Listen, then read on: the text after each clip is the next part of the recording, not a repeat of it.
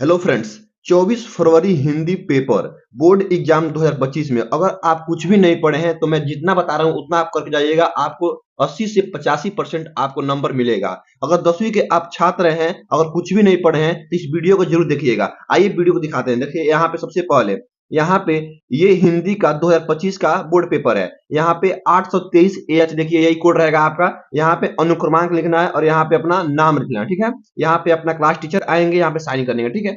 उसके बाद देखिए मैं जितना करा रहा हूँ आप अगर उतना करके जाएंगे ना बोर्ड में तो आपको 80 से 85% कोई नहीं रोकेगा, ठीक है। सबसे पहले देखिए बहुविकल्पी प्रश्न को करना है। यहाँ पर दिया गया है पहला क्वेश्चन कि उपन्यास भूले बिसरे चित्र के लेखक कौन है। ये आपका ऑप्शन नंबर बी हो जाएगा, भगवती चरण वर्मा है, ठीक है। भगवती चरण वर्मा, इतना बस आप करके जाइएगा। पेपर में आपको 80 से 85 नंबर कोई नहीं रोकेगा। देखिए कलम का सिपाही के लेखक कौन है, तो कलम के सिपाही का लेखक आपका अमृत राय, ऑप्शन नंबर बी हो जाएगा, ठीक है। क्वेश्चन नंबर तीसरा, रामधारी सिंह दिनकर की रचना क्या है, तो रामधारी सिंह दिनकर का रचना है अपना तीसरा का आपका ऑप्शन नंबर ए है, संस्कृति के 4 अध्याय, ठीक है। ये पेपर आपका हूबहू मिलने वाला है तो आप इसको तैयार करके जाइएगा। आपको एक भी नंबर नहीं कटने वाला है। तो आइए, कुछ भी अगर नहीं किया है तो बस इतना कर लीजिएगा। चौथा नंबर, राम दरबारी रचना के उपन्यासकार हैं, तो इसमें आपका चौथा का आपका ऑप्शन नंबर बी हो जाएगा, श्रीलाल शुक्ला, ठीक है। क्वेश्चन नंबर 5 देखिए, विशु प्रभाकर किस युग के कहानीकार हैं, तो विशु प्रभाकर आपके आधुनिक युग के कहानीकार हैं, तो इसमें आधुनिक युग कहीं नहीं है, तो इनमें से कोई नहीं, डी हो जाएगा, ठीक है। अगला देखिए, भाव विलास के रचनाकार कौन है, तो भाव विलास के रचनाकार ऑप्शन नंबर बी देव है, ठीक है। देखिए सातवां नंबर देखिए, चितंबरा के रचनाकार कौन है, तो चितंबरा का रचनाकार इसमें आपका सुमित्रानंदन पंत है, ऑप्शन नंबर सी हो जाएगा, ठीक है। यहाँ पे सी लगा दीजिएगा। उसके बाद देखिए, गोदान किस युग का उपन्यासकार है, गोदान किस युग का उपन्यासकार है, तो आपका आठवां का ऑप्शन नंबर सी हो जाएगा, यहाँ पे द्विवेदी युग का, ठीक है, द्विवेदी युग का। मेरी आत्मकथा देखिए, मेरी आत्मकथा जीवन के लेखक कौन है, जीवनी के लेखक कौन है, तो आपका इसमें हो जाएगा डॉक्टर राजेंद्र प्रसाद हो जाएगा, ऑप्शन नंबर ए हो जाएगा, ठीक है। अगला क्वेश्चन देखिए, 10वां नंबर क्वेश्चन कर रहा है, कृति कंकाल के लेखक कौन है, तो कृति कंकाल के लेखक आपका ऑप्शन नंबर 10वां का ए हो जाएगा, जयशंकर प्रसाद हो जाएगा, ठीक है। रस मीमांसा के लेखक कौन है, तो आप लोग क्लास 10 के अगर छात्र हैं तो क्लास 10 में पढ़े होंगे पहला चैप्टर मित्रता। मित्रता आपका आचार्य रामचंद्र शुक्ल का जीवन परिचय है, उसी में ये है रस मीमांसा, ये भी लिखे हैं आचार्य रामचंद्र शुक्ल। देखिए 12वां नंबर देखिए, गुलाब राय द्वारा रचित आत्मकथा कौन सी है, तो मेरी असफलताएं, गुलाब राय के द्वारा आत्मकथा रची गई है, ठीक है। निम्न में से रीतिकाल की अवधि क्या है, रीतिकाल की अवधि 1643 से लेकर के 1843 ईस्वी तक, ये आपका ऑप्शन नंबर ए हो जाएगा। कहीं कहीं 1700 से लेकर 19 तक दिया गया है, तो आपको वो नहीं देखना, इसको देखना है, ठीक है। हास्य रस का अस्थायी भाव क्या होता है, केवल हास्य रस का अस्थायी भाव पूछा जाता है, यहाँ पे हास्य हो जाएगा, ठीक है। रोला रोला के प्रत्येक चरण में कितनी मात्राएं होती है, तो रोला के प्रत्येक चरण में आपका 24 मात्राएं होती है।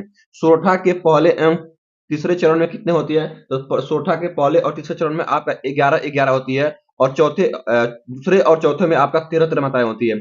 सुगम शब्द से प्रयुक्त उपसर्ग क्या है, तो सुगम से उपयुक्त हो जाएगा, तो यहाँ पे प्रत्यय आपका सु हो जाएगा, ठीक है। नवरत्न में समास क्या है, नवरत्न में समास है द्विगु। जब भी प्रथम पद संख्यावाची होता है तो वह क्या कहलाता है, द्विगु समास कहलाता है। बस इतना तैयार कर लीजिए, आपको बोर्ड पेपर में 80 से 85% कोई नहीं रोकेगा, ठीक है। देखिए 19 नंबर क्वेश्चन कर रहा है कि अर्थ के आधार पर वाक्य के भेद, अर्थ के आधार पर वाक्य के आपका 8 भेद होता है, ठीक है। इधर देखिए क्वेश्चन नंबर 20वां देखिए, क्वेश्चन नंबर आपका 20 बोल रहा है कि पृथ्वी का पर्यायवाची शब्द नहीं है। देखिए नहीं है पूछा है, भू भी होता है, धरा भी होता है, वसुधा भी होता है, प्रसून नहीं होता है, तो आपका ऑप्शन नंबर डी हो जाएगा, ठीक है। अब देखिए खंड क में देखिए आपका खंड ब आ गया, वर्णात्मक प्रश्न कीजिए। खंड ब 50 नंबर का आपका रहेगा, कह रहा है कि निम्नलिखित पदांश पर आधारित 3 प्रश्नों का उत्तर दीजिए। देखिए कुसंग का ज्वर सबसे पहला आपको यही याद करके जाना है, ठीक है। अगर कुछ भी नहीं किए तो आपको यही याद करना है, कुसंग का ज्वर सबसे भयानक होता है। यह केवल नीति और सद्बुद्धि का ही नाश नहीं करता बल्कि बुद्धि का भी क्षय करता है। ये आपको मित्रता चैप्टर का है, और इसके द्वारा कौन लिखे हैं, तो आचार्य रामचंद्र शुक्ल इनको लिखे हैं। तो ये आपको तैयार करके चला जाना, पेपर में आपको यही हूबहू मिलेगा, ठीक है। अगला देखिए यहाँ पे पदांश में देखिए, पदांश में दिखना है क्या कि पदांश कह रहा है कि दिए गए पदांश पर आधारित 3 प्रश्नों का उत्तर दीजिए। तो यहाँ पे पदांश में देखिए आपको ये लिखना है, चरण कमल बंदो हरिराई, चरण कमल बंदो हरिराई, जाकी कृपा पंगु गिरी लंघो, अंधों को सब कुछ दर्शाई, बहिरो सुनो पंगु बुल पुण्य बोले, रंक चले सिर छत्र धराई, सूरदास स्वामी करुणा में बार बार बंदो ही पाई। ये आपका पद का है, सूरदास के द्वारा यह रचा गया है। आप इसको याद कर चल जाएगा, बस आपको यही मिलने वाला है पेपर में, ठीक है। जितना मैं कह रहा हूँ उतना आप तैयार कर लीजिएगा ना, तो आपको 80 से 85% कोई नहीं रोकेगा, ठीक है। आगे देखिए, उसके बाद से देखिए इसको छोड़ देना, अथवा नहीं करना, बस एक ही करना था इसको। उसके बाद से हम आ जाएँगे यहाँ पे कि दिए गए संस्कृत पदांश में से किसी एक का संदर्भ सहित व्याख्या कीजिए, अनुवाद कीजिए। तो आपको पहला चैप्टर का है वाराणसी, ठीक है? वाराणसी चैप्टर से है, तो आपको इसको बस अनुवाद कर देना कि वाराणसी सुविख्यात प्राचीन नगरी, इसको आप करके आ जाइएगा, ठीक है? बस इतना ही आप तैयार करके जाइएगा। कुछ भी नहीं पढ़े हैं तो आपको इतना तैयार करके जाना ही है, जाना है। ठीक है? इसको छोड़ दीजिएगा, अथवा है तो। उसके बाद से कह रहा है कि 24 प्रश्न नंबर 24 कह रहा है कि दिए गए संस्कृत पद्यांश में से किसी एक का संदर्भ सहित हिंदी में अनुवाद कीजिए। अब देखिए वहाँ पद्यांश था, वहाँ गद्यांश था और यहाँ पद्यांश पूछ दिया, जैसे सर्वे भवन्तु सुखिनः, सर्वे सन्तु निरामया, सर्वे भद्राणि पश्यन्तु मा कश्चित् दुःखभाग् भवेत्। इसको कर लीजिएगा, या नहीं आएगा तो आपको इसको कर लीजिएगा। बंधम मरणम वापि जयो वापि पराजय उभय तत्समो वीर वीर भावे ही वीरता। इन दोनों में से किसी एक को तैयार कर लीजिएगा, 100% आपको इसमें 2 नंबर मिल जाएगा। ठीक है? अगला देखिए, अगला कह रहा है 25 नंबर कि अपने पठित खंड काव्य के आधार पर निम्नलिखित प्रश्नों में से किसी एक का उत्तर दीजिए। आप सभी जानते हैं कि मेवाड़ मुकुट में आप लोग याद कर लीजिएगा द्वितीय सर्ग, और उसके बाद से मेवाड़ मुकुट के महाराणा प्रताप का आप चरित्र चित्र याद कर लीजिएगा। 100% आपको मिलने वाला है पेपर में। ठीक है? तो उसको याद करके जाइएगा, वो हर साल आता है। ठीक है? उसके बाद देखिए यहाँ पे प्रश्न नंबर 26 कह रहा है कि दिए गए लेखकों में से किसी एक लेखक का जीवन परिचय लिखते हुए उनकी एक-एक रचना का लिखिए। तो सबसे पहले क्या करना है, इसका जीवन परिचय लिखना है। देखिए आचार्य चंद्र शुक्ल, डॉक्टर राजेंद्र प्रसाद, जयशंकर प्रसाद, इनमें से किसी एक का, हम कह रहे हैं आपको कि इनमें से किसी एक का आचार्य रामचंद्र शुक्ल का जीवन परिचय आप याद कर जाइएगा। 100% ये आपको पूछेगा ही पूछेगा।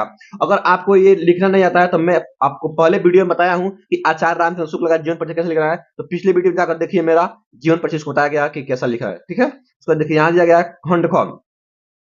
क्वेश्चन है कि दिए गए कवियों में से किसी एक कवि का जीवन परिचय देते हुए उनकी एक एक रचना का उल्लेख कीजिए। तो इसमें से मैं आप सबको बताता हूँ, महाकवि सूरदास का आप जीवन परिचय लिखिएगा। ये दोनों दास, सूरदास या तुलसीदास, किसी एक का आता है तो 100% दोनों में से कोई एक आएगा, तो आप दोनों को याद कर जाएंगे ना तो कोई एक लड़ जाएगा। ठीक है?